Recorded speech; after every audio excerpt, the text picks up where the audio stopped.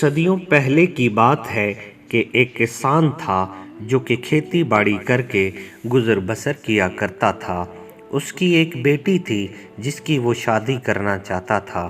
ایک دن کسان اپنے دوست سے کچھ قرض لینے کی غرض سے اس کو ملنے گیا، جس کی بازار میں ایک چھوٹی سی دکان تھی۔ کسان نے اپنے دوست سے کچھ رقم ادھار لینے کا تقاضا کیا، مگر اس کے دوست نے اپنی تنگ دستی کا اظہار کر کے اس سے معذرت کر لی۔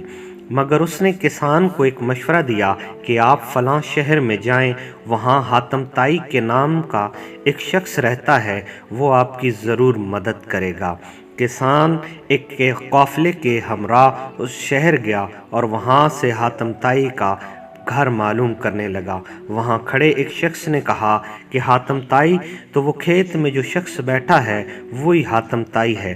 جب کسان حاتم طائی کے قریب پہنچا تو اس نے دیکھا کہ حاتم طائی زمین پر گرے باجرے کے دانے ایک ایک کر کے اٹھا رہا ہے اور ان کو اپنی ہتھیلی پر اکٹھے کر رہا ہے۔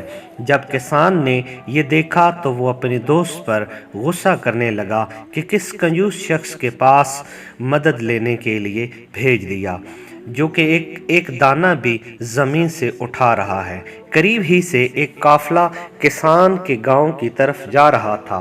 کسان نے سوچا کہ میں اپنا وقت ضائع کیے بغیر اس قافلے کے ہمراہ اپنے گھر واپس چلا جاتا ہوں۔ جیسے ہی کسان نے واپس جانے کے لیے پلٹا تو حاتم طائی نے اسے آواز دی اور کہا کہ اے دوست، تم پریشان لگتے ہو، کیا مسئلہ ہے؟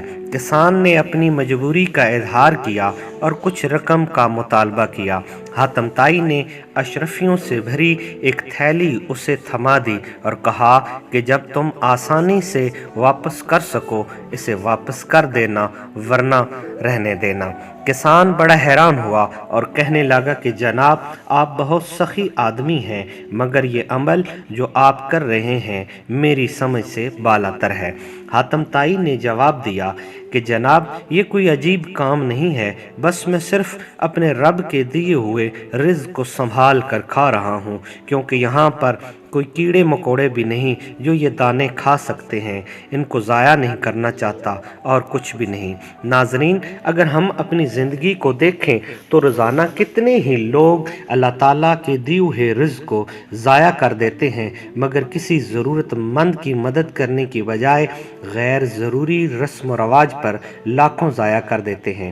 ناظرین، ہمیں بھی چاہیے کہ ہم بھی اللہ کے دیے ہوئے رزق کو سنبھال کر کھائیں، اور یاد رکھیے گا کہ جو شخص اپنے رب کے دیے ہوئے رزق کو سنبھال کر کھاتا ہے اور اسے ضائع نہیں کرتا، وہ کبھی بھی تنگ دست نہیں ہوتا۔